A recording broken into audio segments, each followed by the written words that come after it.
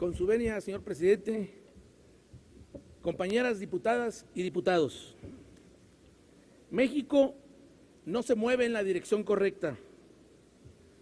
Hoy somos testigos de cómo la política de la simulación, de las redes de complicidad y de la frivolidad conducen al fracaso a la vida pública de nuestro país. El informe de gobierno que nos presenta el presidente de la República no representa la realidad de los más de 50 millones de mexicanos que viven en la pobreza, ni de los más de 120 millones de mexicanos que viven dentro de nuestras fronteras y que son vulnerables ante la gran inseguridad que se vive en el país. Queda claro que la actual administración federal no conoce el significado de la autocrítica.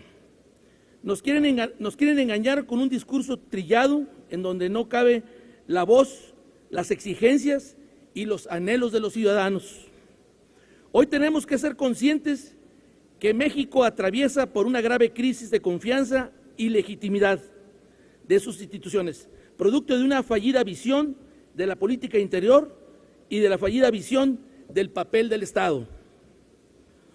Para muestra de lo anterior, tenemos el informe de la Comisión Interamericana de Derechos Humanos, donde hace 2 días desmintió la versión de que el gobierno federal nos dio sobre lo ocurrido en los 43 normalistas de Ayotzinapa. Esta falta de transparencia, estas omisiones y esta simulación por parte de este Poder Ejecutivo provoca una profunda desconfianza a la población hacia las instituciones. Y lo peor es negarle el derecho a la verdad a los mexicanos. Por ello, desde Movimiento Ciudadano hemos propuesto que se realice una comparecencia especial de la Procuraduría General de la República en donde podamos indagar sobre estas omisiones en la investigación y en donde de cara a todos los mexicanos se asuma un compromiso con la verdad y la justicia.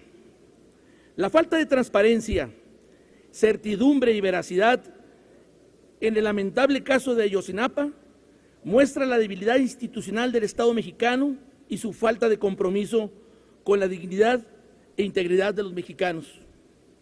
Vivimos en un clima de violaciones a los derechos humanos, que también se vio reflejada en los casos de Tlatlaya y Ostula, en la ejecución de civiles y policías en Jalisco, en la masacre ocurrida en San Fernando, Tamaulipas, en la fuga de Joaquín Guzmán Loera, entre muchos otros hechos lamentables que no solo han puesto de manifiesto las deficiencias de nuestro sistema de procuración de justicia y la falta de integridad de nuestros gobiernos, sino que en algunos casos han comprobado su complicidad con el crimen organizado. En este contexto, resulta lamentable que en el informe de gobierno respecto al caso de Tlatlaya, por ejemplo, solo se menciona un párrafo en donde no se consigna ninguna información útil para los mexicanos y en donde no existe el mínimo atisbo de autocrítica, en donde no se reconoce, por ejemplo, la participación de la Sedena en este hecho, ni mucho menos la explicación, las acciones emprendidas para deslindar responsabilidades. En el mensaje que nos dio el Poder Ejecutivo, ni siquiera fue mencionado el caso de Ostula. Igualmente no se menciona el informe del relator especial contra la tortura de la ONU, en donde se establece que la tortura en México es generalizada. Ante estas omisiones, solo podemos inferir que el gobierno mexicano no está haciendo nada para atender las crisis de los derechos humanos.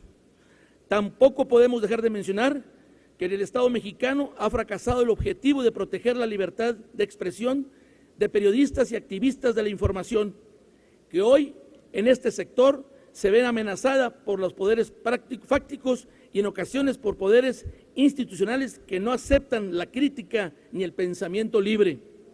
Según el informe Estado de Censura presentado por la organización Artículo 19, durante el actual sexenio, las agresiones contra los periodistas se producen cada 26 horas, mientras que en el sexenio anterior existía una tendencia de una agresión cada 48 horas. Es decir, en este sexenio casi se han duplicado las agresiones.